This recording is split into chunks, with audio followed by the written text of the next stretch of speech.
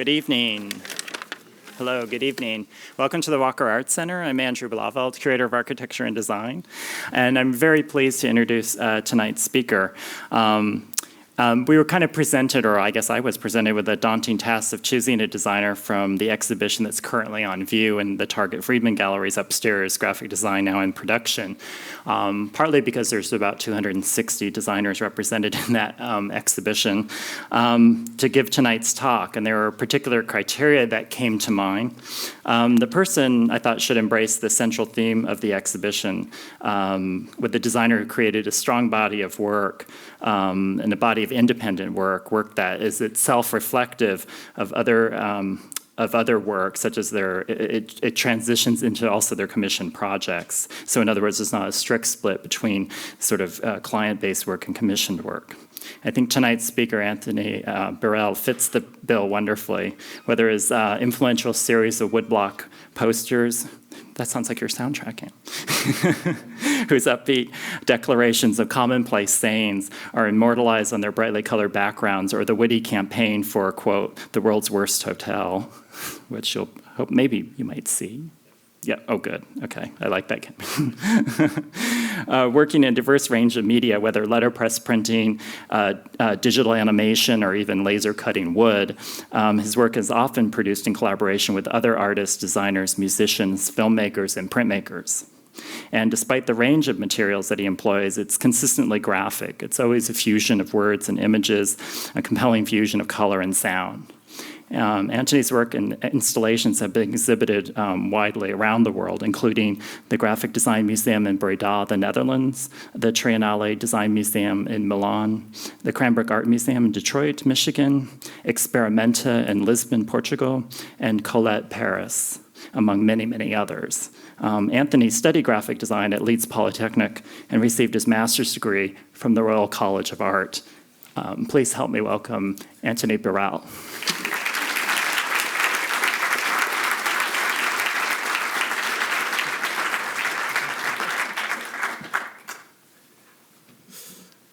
Hello, everyone. Right, just have a quick sip.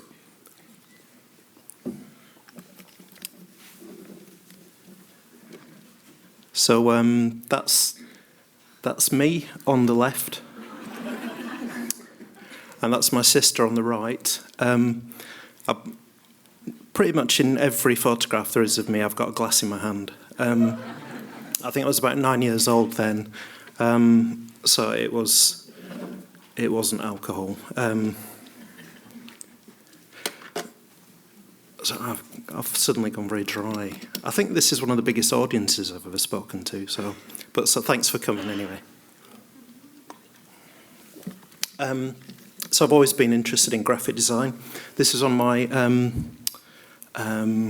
textbooks from school. So I was really interested in kind of very diagrammatic kind of stuff. So I used to do these kind of drawings of pylons and kind of quite sort of architectural stuff, I suppose. So as Andrew said, I did a degree at Leeds Polytechnic. It was a very open course. It was very broad in its kind of teaching of graphic design. Basically, I spent 3 years kind of making sculpture and kind of burning wardrobes on the tops of buildings and kind of running riot. It was the time of acid house, kind of 87, 88. So I grew long hair and a goatee beard, and it was all very psychedelic. So then I arrived at the Royal College of Art, and that's a 2-year course. And the first year I was kind of reassessing all the work that I'd done before. It all, kind of felt a bit old-fashioned, the kind of stuff I was doing. So I've always been interested in kind of non-graphic design made by non-designers. So I'm always interested in kind of things like this. So this is one of my sketchbooks. So I just used to kind of clip things out of magazines and stuff. So I started making work like this. This was around 1991, 92, something like that. So it's kind of before most people had computers. So I'm a kind of like analog designer, I suppose, really. But I resisted using computers for a long time because I thought they were a bit too kind of technical. So this was the kind of stuff I was making. It was all very kind of simple photocopied work. So this was just after I graduated. So I used to make these little kind of photocopy books to send to people. So it was a way of kind of self-promotion, really. When you talk to students about life before the internet, it's quite hard to kind of explain, you know, how you used to kind of gather information. You couldn't just go on Google and look for things instantly. So a lot of the imagery I was using was kind of informed by the kind of the production, really. So I was using photocopiers, so everything was very kind of simple and graphic. So to kind of make the typography, I'd kind of photocopy type specimens and then cut it out by hand and stick it down. It was all very kind of, you know, kind of punk rock, I suppose, really. So I used to go to the corner shop to do all my photocopying where I used to live in London. So I'd be there every day kind of photocopying things, and they kind of just thought it was completely weird, which I was and still am, really, I suppose. So to kind of make the typography bigger or smaller, it meant getting my coat on, walking 100 yards to the photocopy shop to kind of enlarge it or reduce it. So a lot of the time I didn't bother with any of that. I just kind of kept the type, the kind of that big size. So it made the work kind of quite awkward and quite sort of basic. So this was the kind of stuff. So I used to make like about 50 copies of these little books and send them out to various people. So one of the people that got a copy of these photocopy books was an art director called Eric Kessels, who kind of, he's always been a very important figure in my sort of development and work. So he runs an agency in Amsterdam called Kessels Kramer, and they're a very specialist advertising and communications company. It's very small. There's like 20 people who work there. So this is kind of mid-90s now, about 95, 96. So every year, Kessels Kramer make a campaign for the Hansbrinker, and it's a kind of anti-advertising campaign. So it's billed as Andrew said, the worst hotel in the world.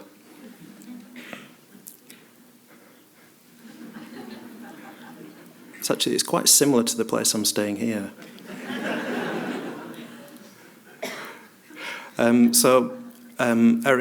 Eric faxed me all the lines from all the ads, and he faxed me 20 lines.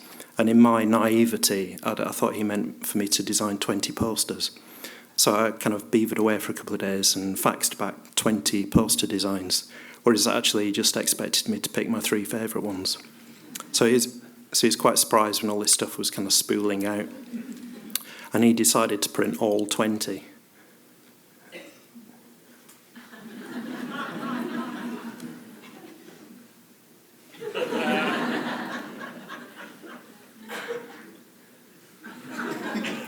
So each one of those bricks are positioned by hand, so you can see some of them quite uneven. And I was trying to get them to be really straight, but yeah. So it's all kind of like that, really.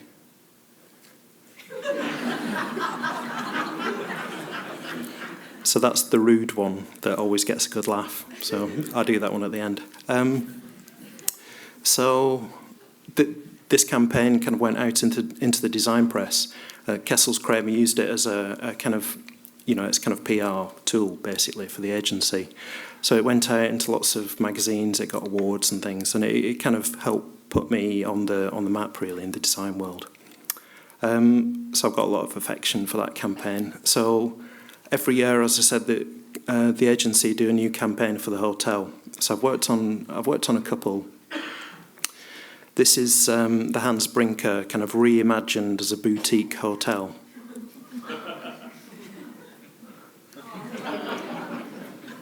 So awful, isn't it?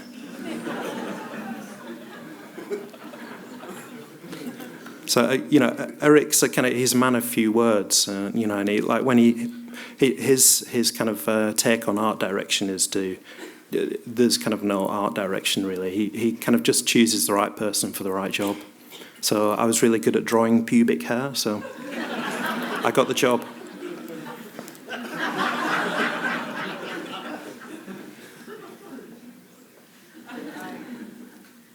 So I had to go to Amsterdam to photograph all these broken things, and and then we made a little super slick TV commercial to go with it.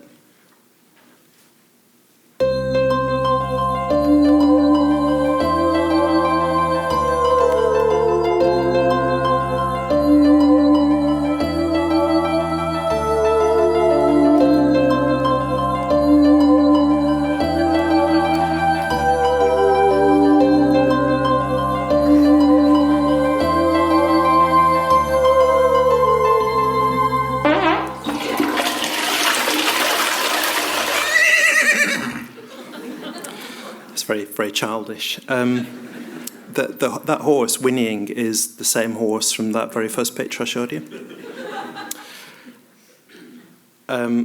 So I kind of I work in a lot of collaboration with friends. So a lot of the animation I work on is with a friend of mine, Paul Plyman, who I was at Leeds with. He's like my oldest friend, and a friend of ours, Malcolm Goldie, who is a kind of like sound designer, kind of musician. So we kind of make a lot of work together in collaboration. So this was another campaign for Kessel's Kramer, and this is for a Dutch bank called SNS. And this is in the days, this is kind of like late 90s, and it's when banks, were still, still had money to spend on things. And they were sponsoring a whole series of music events. So we made this little teaser that was kind of, we wanted to kind of like show lots of different types of music all in the shortest amount of time. So yeah, this is quite intense.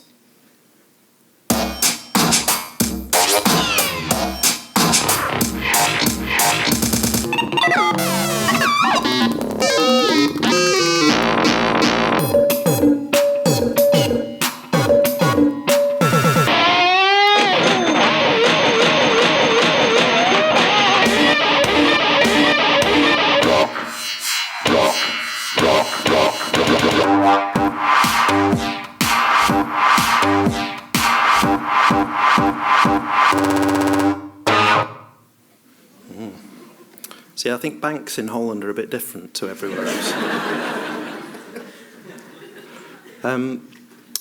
So this is another kind of little short film. So I've always been interested in narrative and storytelling. So this was a little story that we found by a writer called Dan Rhodes. It was a book of short stories. I think each story is 100 words long, and they're all about his disastrous relationships. And each one begins, "my girlfriend," and then it goes on to describe like terrible kind of breakup relationship things. So we made this one that was, it's quite moving.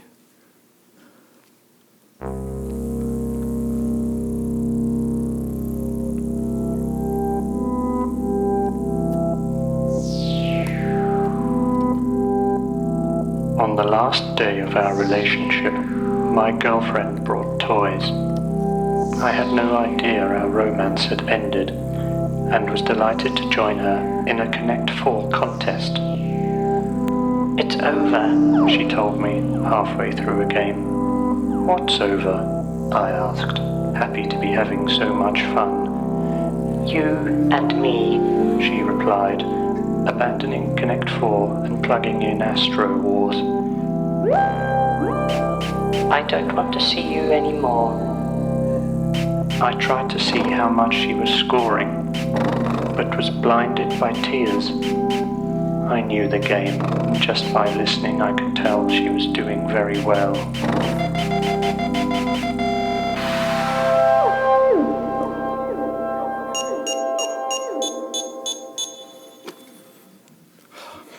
It's quite tragic, isn't it?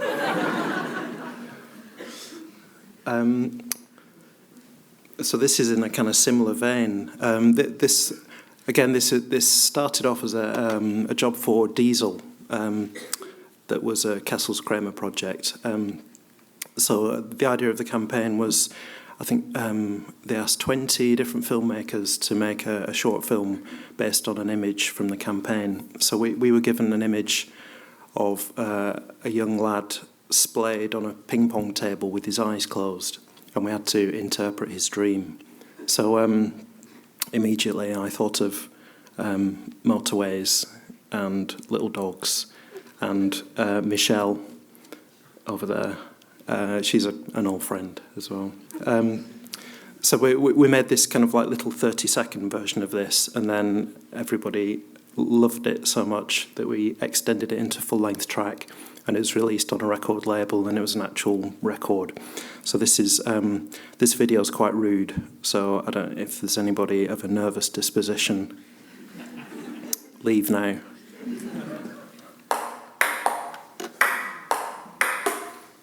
First of all, be comfortable. Lie back and listen to my voice.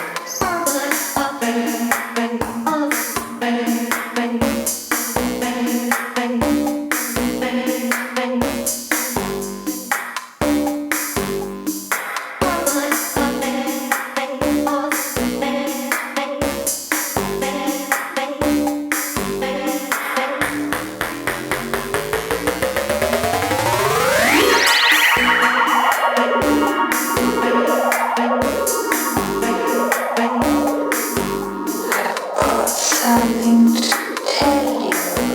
I want to whisper it. I should get into your bed and whisper in your ear.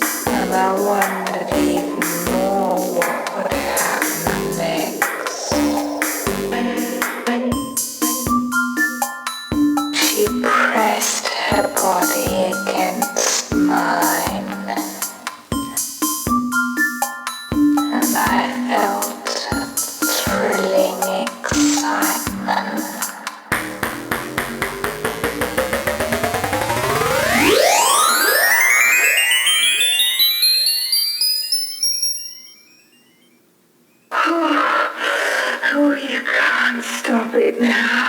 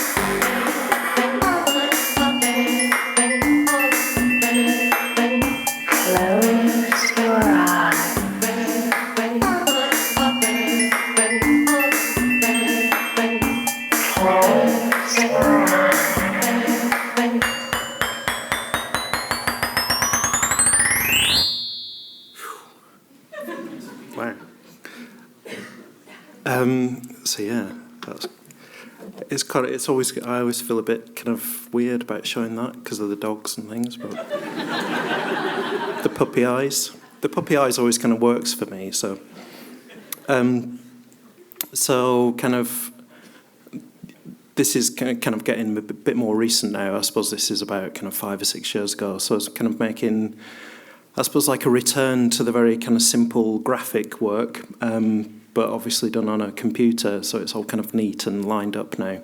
But I've still got the same kind of aesthetic, and kind of simple approach to kind of using colour and stuff that kind of has its roots in the kind of photocopy work I was doing.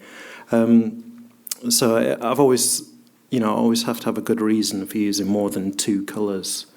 Sort of like kind of reducing things down. So again, there's kind of lots of text in there. This was the work that I showed at Colette in Paris. The actual original pieces were laser cut acrylic, so they're very kind of like super kind of like hard edge, clean, quite sort of quite sort of poppy stuff really. So yeah, lots of very bright kind of primary colours.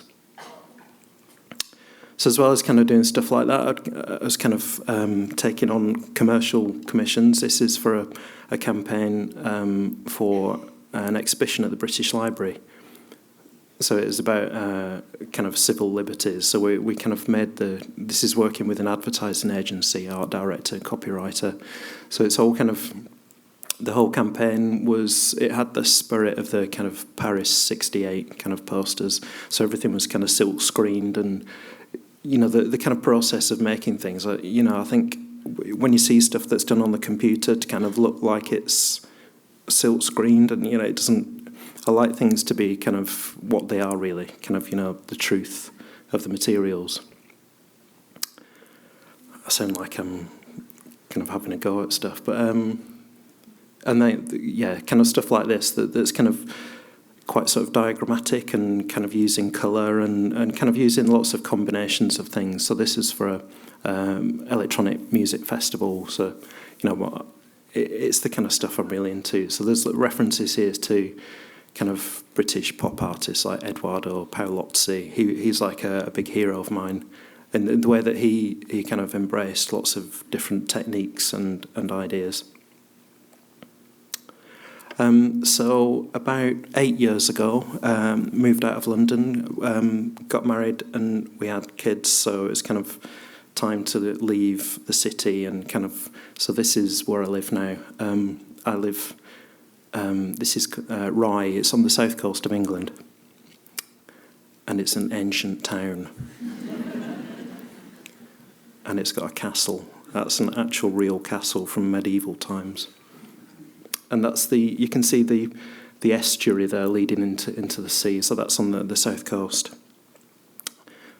And this is the high street, and this place is called Adams, and it's kind of like the centre of Rye in a way. It's kind of they kind of do all kind of printing, and it's like a little shop where you can just buy anything.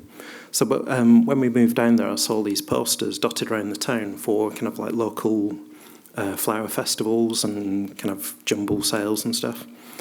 And they're all printed in woodblock type, and I got very excited and I said to my wife, these are lovely. So I had to kind of find out where they were printed.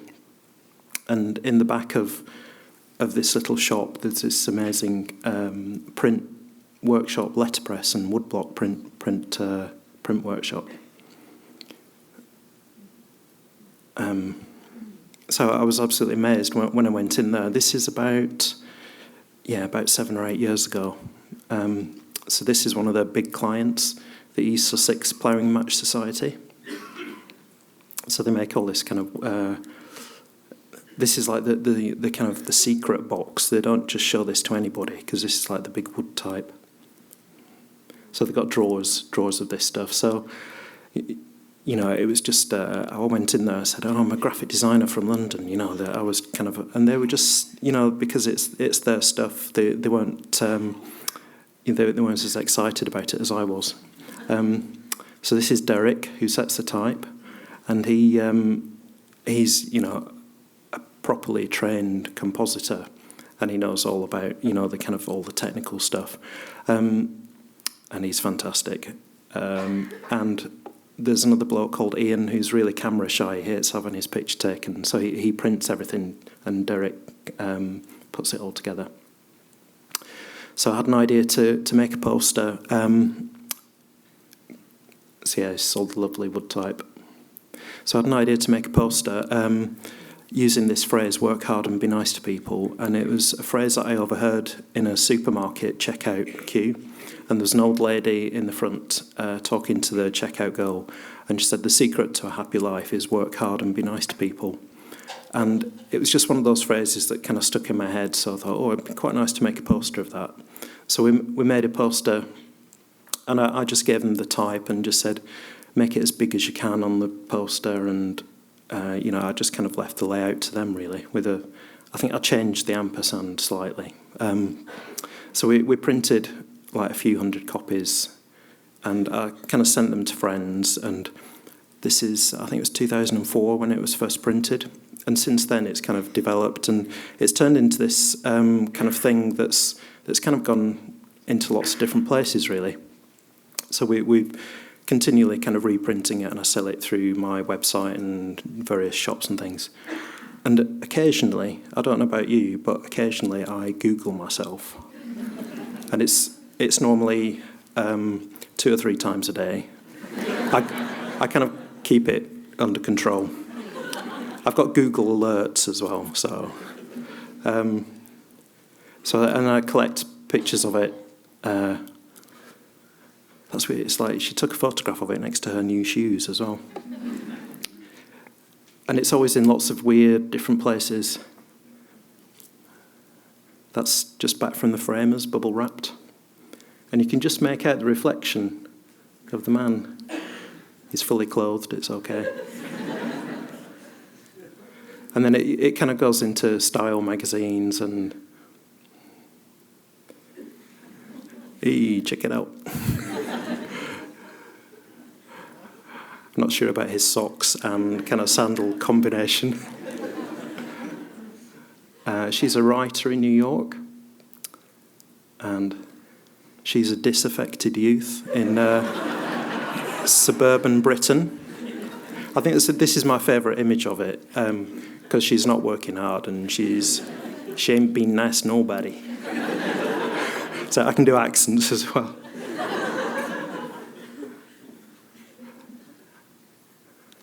That's David Cameron, our fantastic Prime Minister. This was during the election campaign. Oh. I don't know how that happened. That's just I didn't mean them to be together like that. So yeah, that's a completely unauthorised version. And then, she emailed it to me and said, I really like your poster. I've had a tattoo done. I hope you don't mind. So I emailed back, I said, is it real? And she emailed back, I said, yeah, it's real. I said, yeah, the kerning's a bit off. But I didn't really say that because that's a graphic design joke. So yeah, she lives in California and we're friends on Facebook. So yeah, I think that shows true commitment, really. But it is copyright infringement, so her thigh actually belongs to me now. So, because of the kind of success of the Work Hard poster, I've kind of tried to replicate it. And I've done a whole series of the posters. And they're all kind of, this one's aimed at all the people who rip me off. And there are many. You can tell, because on the Google search, I can tell. Nobody's safe. Yeah, that's a bit more, you think about that one a bit more. So they're all done, very simply. And it's a matter of... the kind of type that they've got down at Adams, the woodblock stuff, and, sometimes phrases, things don't fit in right and I have to kind of like change the text. And I like to use combinations of different kinds of fonts and things and just keep it really super simple. And then just everything's kind of printed the same size, so it's kind of an ongoing series, really, apart from that one that's on its side.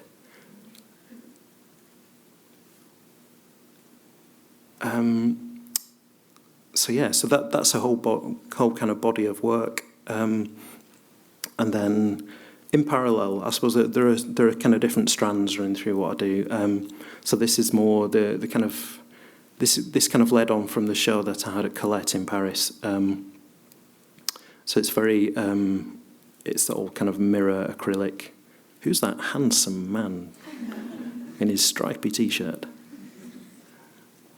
So, you know, it's kind of when you start making work that goes beyond kind of graphic design and into galleries, it kind of takes you into a different world, really. I think, I've always kind of tried to do work instinctively and not in a kind of calculated way, and kind of one thing leads on to another. So with this stuff, with this exhibition, that kind of series of work led on to this campaign, I suppose, for a band called Acid Washed. So they're a French electronic, kind of like old school electro kind of stuff. And we've kind of worked with them from the beginning, really. So all the kind of live visuals, and it started from the work I was doing in the exhibition. So it's all very kind of geometric and kind of, I suppose, like referencing Frank Stella, and that kind of subsequently we did a project based on a Frank Stella painting. I'll show that at the end, but it was quite weird how things kind of lead into each other quite kind of naturally, really.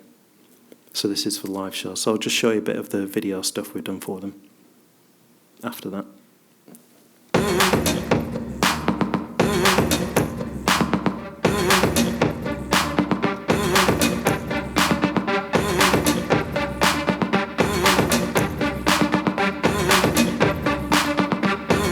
I don't know what's right, I don't care who's wrong. Someone's going out tonight, temptation's pulling strong. Got my fancy go-go boots tied around my feet. On my hips, my favorite toy, gonna teach you how to play more. My skin, it smells like leather, from the top into my feet. Now I can see you better, neon stressing up the street. I am not the kind of girl with who you toss around. It's time to take you to a place where the lost are found. Look into my Dixie eyes, tell me what you see. I'm feeling kinda naked, cause they're coming after me. I know where to get my kicks, let me fix you up. Dive into your beauty case, let me do your face. It is hard to fake it when you're all staring at me. I'm feeling kinda naked, cause they're coming after me. My skin, it smells like leather, from the top into my feet.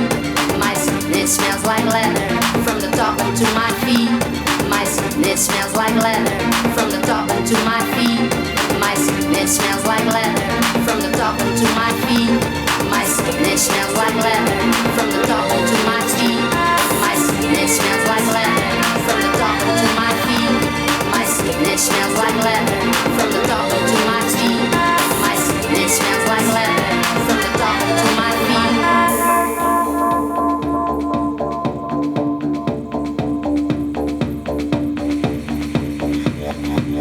Around my hips, my favorite toy.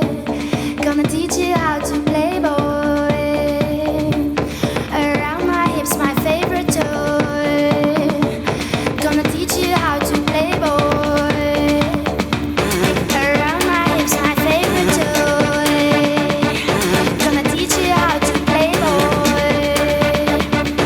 Around my hips, my favorite toy. Gonna teach you how to play, boy. I am not the kind of girl with who you toss around.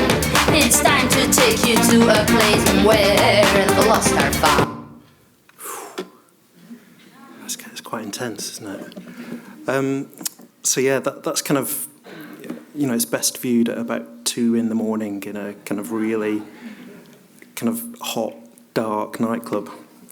Not that I go to nightclubs anymore. But yeah, if anyone fancies it after this, we can go dancing, if you like. So then kind of leading off from the kind of work I did for Acid Washed, I got an email from a fashion designer called Jenny Packham, who makes, kind of quite high-end dresses for ladies. and she's done stuff for Kate Middleton and all that kind of thing. So it's all quite glamorous. She said, "Oh, well, could you kind of do a set design for a fashion show?" So these are all kind of like photographs from building the set. So everything was, and she really liked acid washed as well. So she asked them to do the music for the show. So this is the kind of really glamorous construction of the set. It was in a TV studio in the centre of London, and the show was on I think it was like a Saturday evening, so the set was built during the day. So I kind of worked out the scale of the thing, but then when you actually see something like this coming together with all the way that it's quite amazing, really. It's like a sort of dream project. So again, it was very kind of geometric, kind of Frank Stella influence kind of coming through. So the whole set was black and white, and we would kind of introduce colour through the lighting. So she doesn't look very happy, does she? But so there's a little clip of the show.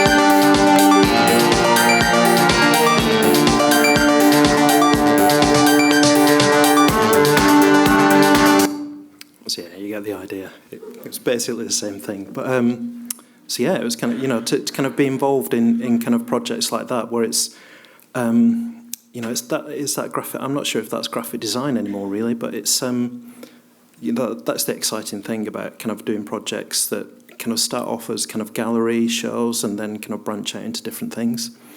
So this is another story of how that kind of thing happens. So this was a set of awards for the Design Museum in London, and these were made with my friend Michael Marriott with the tracksuit top on there. And by training he's a furniture designer, but all this stuff's photographed in his workshop. He's an absolute mine of information about different materials and techniques.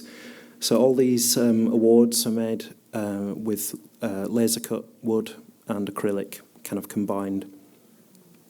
So they're kind of very physical objects and kind of the opposite of the kind of normal, kind of perspex block that you'd normally get for an award ceremony. So that collaboration, it's a very kind of easy collaboration with Michael. We've got a very similar kind of attitude to work. That kind of led on to, I suppose, like a gallery commission for the Triennale Gallery in Milan. And this was for a big graphic design exhibition. So we kind of made this little wooden house, basically. So this is a film of us installing the house. Oh, there it is. So it's kind of laser cut wood, and we kind of sent all the materials out to Milan, and then got there and started building the structure in the gallery. And it was kind of we had a strong idea of the kind of structure of it, but then with all the elements inside the little house, we kind of like improvised, and we found furniture that was in the gallery and kind of flowers from the local flower market and stuff, and it was all very, very kind of kind of just making things up as we go along, really. So that this is a little film now.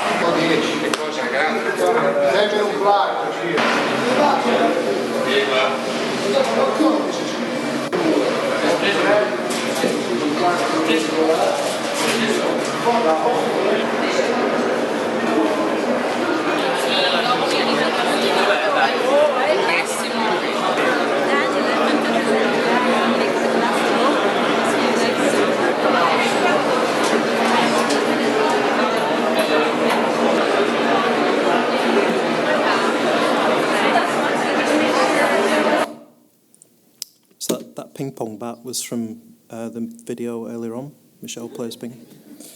It wasn't.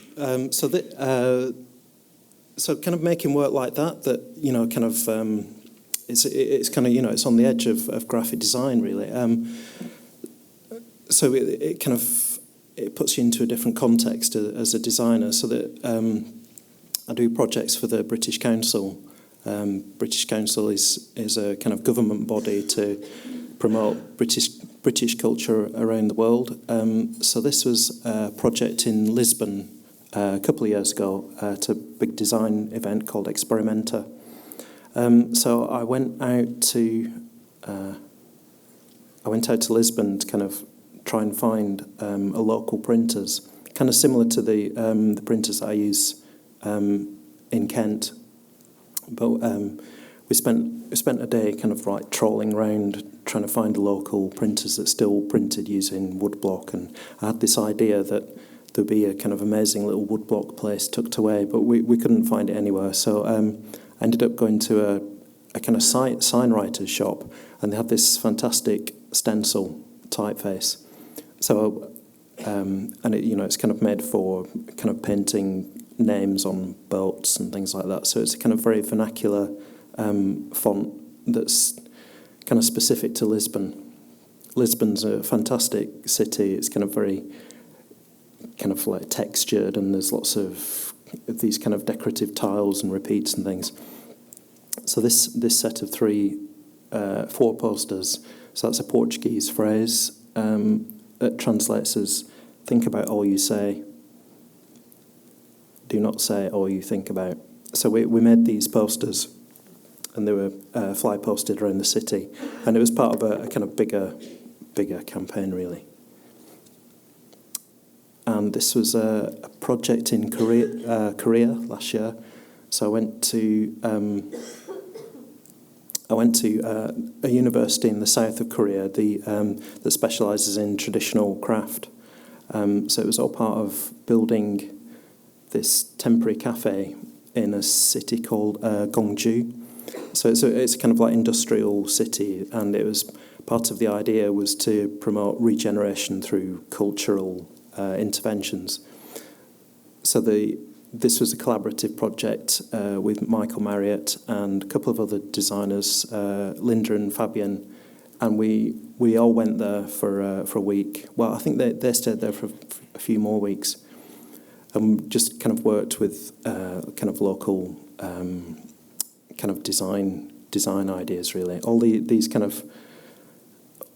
motifs are kind of traditional Korean kind of patterns. It's like the pattern in the background is from fragments of fabrics from tombs. So it's kind of, it's like that depth of research into kind of finding out about stuff and then making this kind of quite colourful kind of poppy stuff. So, it's like with my work, it's like doing this thing, being here tonight, and, it's fantastic to be able to kind of travel around the world making work and getting involved in interesting work. So this was during this summer. I had a 10-day residency at Somerset House in London. It's a kind of arts venue. So I had this kind of quite large space, and there was kind of lots of different activities going on. We formed a band called Space Rock, and that's my friend Malcolm who does lots of music. So he was playing guitar through lots of effects and feedback, and we had Darren on bass and Dominic on drums, and I kind of spoiled it by kind of putting electronic noises over everything. And that's my son Jack up there, top left. He came along and was like involved in kind of making work with the kind of like fanzine making workshops and stuff. So I was there for 10 days, and each day I had a different collaborator. This is a friend of mine, Wilfred, who's a sculptor. That's some of his bizarre and strange work up there, top left. So we made these kind of work that was a hybrid of my stuff and his stuff. So we used these really kind of quite cheesy, well-worn phrases. Strangers are friends we haven't met yet. Today is the first day of the rest of your life. So it's kind of, we're kind of using those, the kind of beyond cheese kind of phrases, really. But he's kind of, you can tell by the glint in his eye, he's quite a naughty character.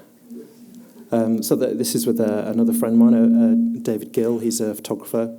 And on the extreme left is Emily Alston. She's an illustrator. And that's my wife, who's trained as a photographer. So we made these kind of little set pieces out of kind of small paper things and made these kind of quite surreal little kind of stage sets.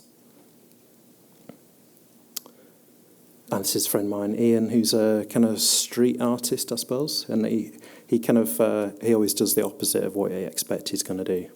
And those are my two children there, Jack and Rosie, and a young designer called Jack Featherstone, who's quite amazing. He's like super talented.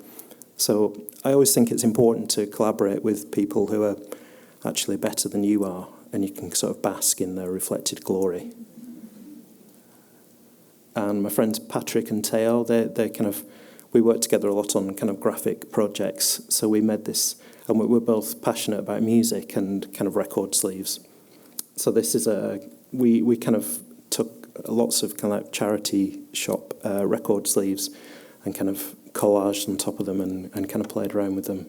So that was another workshop.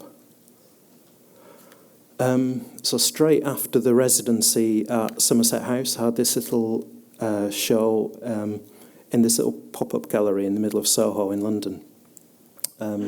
So again, this was with Michael Marriott. Michael had made these kind of vacuum-formed stools, and we kind of combined them with sort of printed wooden tabletops and printed fabrics and prints. So the whole show was a kind of like coherent installation, all in the same space. So I did a series of kind of digital prints of, this quite sort of angular, bright coloured stuff.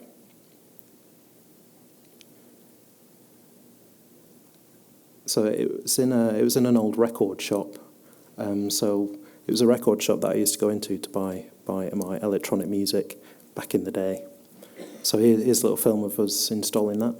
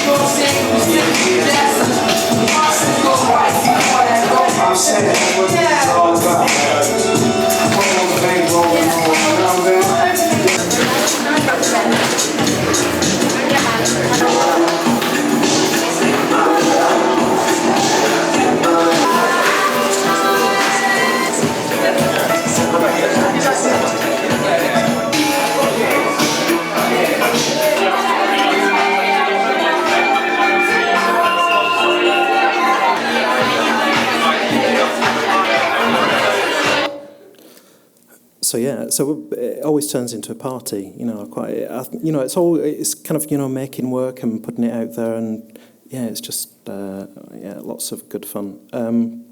So this is I suppose quite a sort of well-known thing that I worked on last year. This was the Gulf of Mexico oil spill happened, and I got an email from a communications agency in Brussels called Happiness, and they had the original idea to print a poster using the oil from the spill. And they said, we've got a flight booked for Sunday afternoon. This was on like a Tuesday morning. And they said, we've got a flight booked for Sunday afternoon. Can you design a poster for us to print? So I just thought of oil and water do not mix as a kind of real simple kind of basic statement. Sent them the artwork, and then they flew out to the coast, Louisiana, I think it was. And when they got there, the whole place was kind of cordoned off, BP security. You cannot enter. This is all BP property. So they travelled all the way from Brussels to do this thing, and they were kind of quite disappointed. They sat in the car for a while, and then I think it got to 12:30, and all the security guards went off for lunch. So they just walked straight through and stole some BP oil that had got mixed with some sand. So this is Tom from the agency. It was Tom and Cecilia, a duo who had kind of conceived the idea and actually went out there. So this is the kind of oil and water mixed together. And they found screen printers in New Orleans who was interested in the environmental issues and all that. So they started printing, and that's the screen after about 100 pulls, and by the end of it was completely destroyed with all the grit and sand and everything. So this is a little film about the whole process. You wanna know if I know why? I can't say that I do. Don't understand the evil eye. Oh, how one becomes two. I just can't recall what started it all, or how to begin the end. I ain't here to break it, just see how far it will bend. Get it again, get it again. I wanna make it with you. Anytime, anywhere. You gotta sing it though. I wanna make it. Look and look again. Thank you. Sometimes the same is different, but mostly it's the same. These mysteries of life, that just ain't my thing. So as you know, I'm a big fan of the Google search. So the posters were printed. I think we printed 200, and they went on we made a little website for it. And through the amazing power of social media, the poster got massive amount of attention. And we only printed 200, and we put them on the site for sale, and I think they sold out in a couple of days. But it's almost like just the documentation and the image is enough to kind of describe the idea, really, and our kind of response to the whole thing, to make something positive out of something so bad. So anyway, it kind of got lots of attention, and then I got phoned up from an American TV station, and they said, "Do you want to do an interview about the poster?" So I said, yeah, that sounds good. And they said, "In about 5 minutes." I went, "Yeah, okay." So they got me on Skype. I ran upstairs and put a shirt on. One artist in London is using his creativity to shed light on the devastation brought on by this year's massive oil spill in the Gulf of Mexico. His posters, "Oil and Water Do Not Mix," are printed with the crew that washed ashore in Louisiana. Anthony Burrill is the man behind the screen prints and joins me now on Skype. Anthony, let's start. These are limited edition posters that you've created. Can you tell us more about this project? Yeah, it was... So good, yeah. So I was like, oh, kind of rabbit in the headlights, really. So I think this is the last project I'm going to show you. It's a recent commission from Cranbrook Art Academy in Detroit. The gallery has just gone through a major refurbishment, and the curators teamed up people, paintings and artwork from the gallery's permanent collection with contemporary artists and designers to kind of have a dialogue with the work. So I think this originated through a designer called Elliot Earls, who runs the graphic design course at Cranbrook. And I met him in Milan earlier on this year when we made the wooden house. He was doing an installation in the same exhibition. And he put me forward to kind of get involved in this project. So they said, would you like to do a response to a Frank Stella painting? So I was like, yeah, this is the most amazing thing. So it was kind of like the kind of circle it was sort of completed. I've always been a massive fan of Frank Stella, and then to actually kind of do something that's actually to do with his work. So this is the shot of the gallery. The whole thing was animated by my friend Paul Plowman, and Acid Washed did the original music for it. So it's all these things kind of coming together in a really nice kind of. Some things just feel kind of really natural the way that things happen. So yeah, I was really excited, and then went out to see the exhibition and everything. So this is the last thing I'm going to show you, and it's the piece that we made.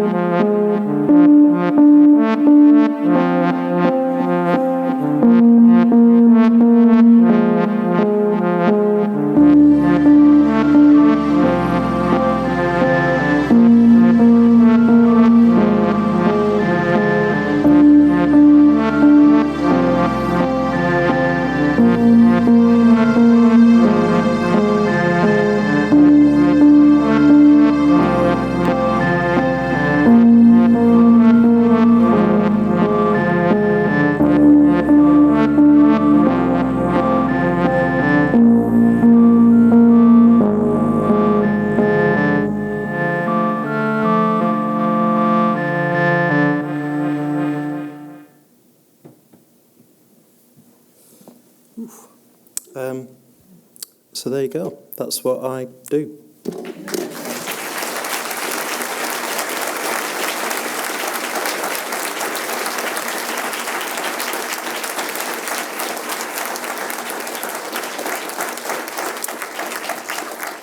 Yeah.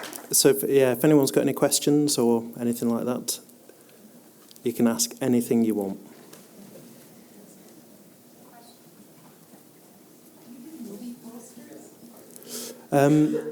No, I haven't. Yeah, she asked if I did any film posters, but I haven't done yet. But yeah, I think it's something I'd love to do. So yeah, if you're going to make a film, think of me. Perhaps I'll do a film about me, my life story. I could do my own poster then.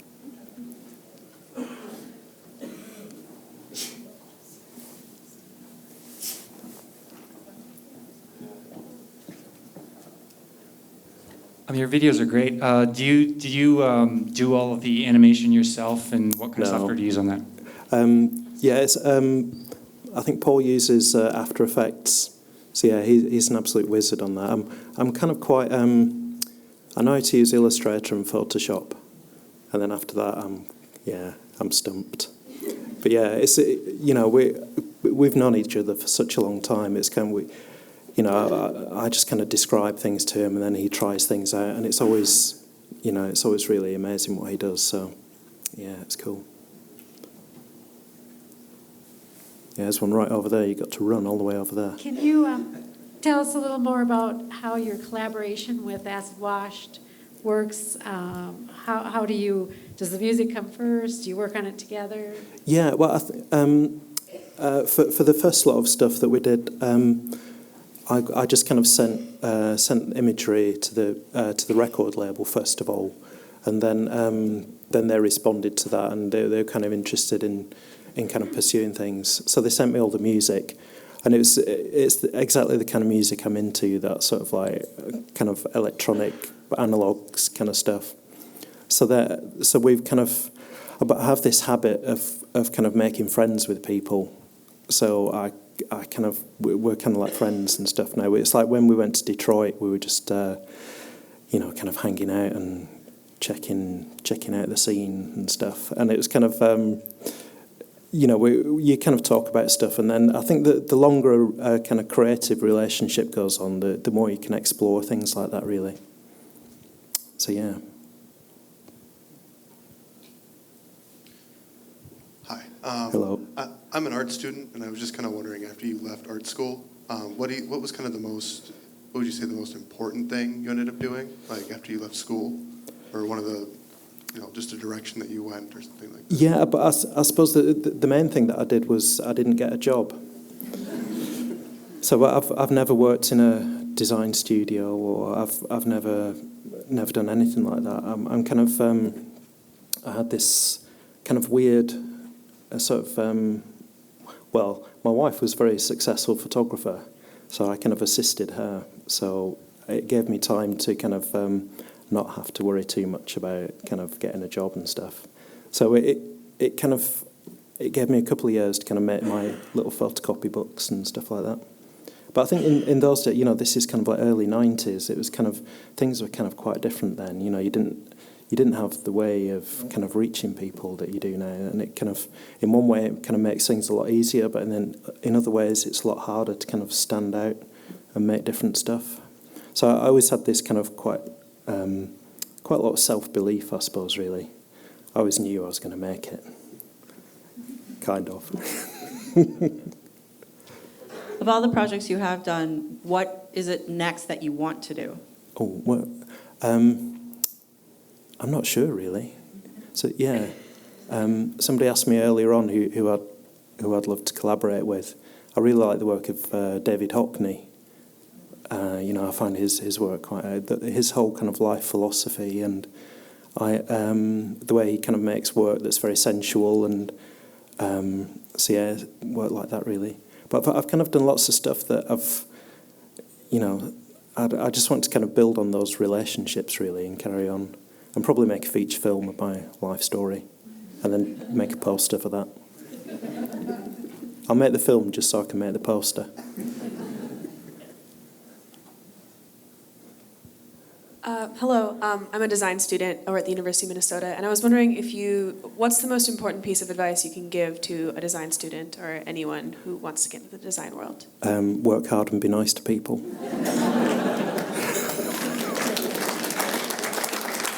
Yeah, that's it really. I think as soon as you leave, just do as much as you can. Just don't turn anything down. You know, it's like this is all. You know, this is 20 years worth of work. You know, I haven't shown you all the really awful stuff that I did for money. So, you know, within graphic design, obviously, but that's a whole different lecture. Just do everything you can and get involved in things and kind of, you know, develop your own scene and kind of collaborate with people and just make your thing that kind of develops really. And I think, try not to get a job. Yeah. Okay. Do distinctions between design and art mean anything to you, and should they to a designer? Things have changed so much, you know, even the past 5 years. You know, you know, it's kind of in a way, it's a question that isn't kind of relevant anymore. I think creative work, however it's made, and you know the intentions behind it, wherever it's shown, whether it's in a gallery or a poster, it's I don't know. I think my work it's always been on the boundaries, kind of blurring the distinctions between things. When I was at college, I was kind of in the illustration department, but then I kind of hung out with the graphic design crowd because their studios were a bit neater than the illustrators.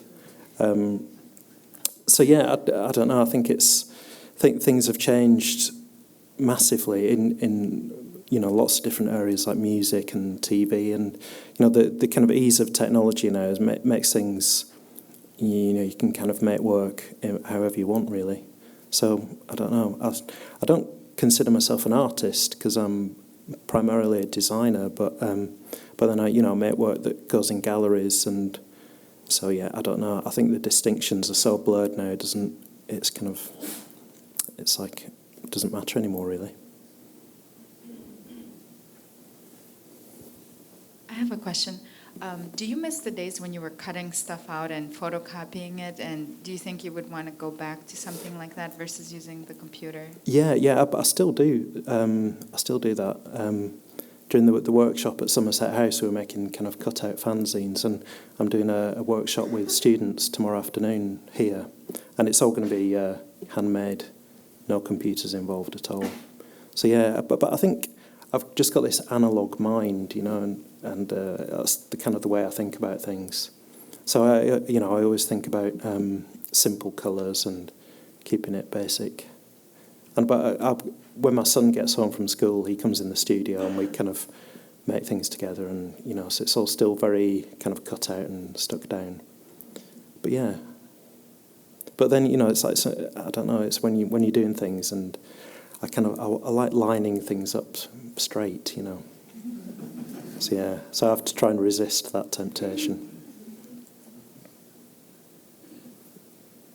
Yeah. I'm just reading here that you say you don't like to use more than 3 colors unless. Oh, you don't like to use more than 3 colors unless it's 100% necessary. Yeah, when yeah. has it been 100% necessary? With the Frank Stella painting, I think, yeah. But yeah, I think that's the one. But yeah, you know, it's like I always, because I come from a background of like making my own work, one of the main considerations was kind of budget. So when I was kind of making things, you know, it's cheaper to print black onto coloured paper than it is to, you know, print 2 colours. So yeah, everything kind of has got its roots in that kind of photocopy kind of aesthetic, really. So yeah. But I think things kind of look stronger when it's just kind of really simple, you know, no kind of shadowing or beveled edges or all that kind of stuff that Some people do. Yeah.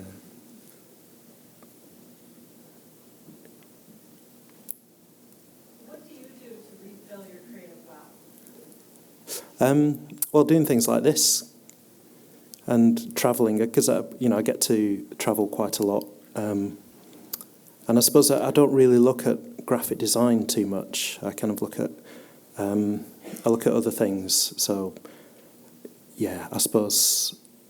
And I live in a small village, and I walk the dog every morning through the orchard with the sun glinting off leaves and things, and yeah, all very romantic.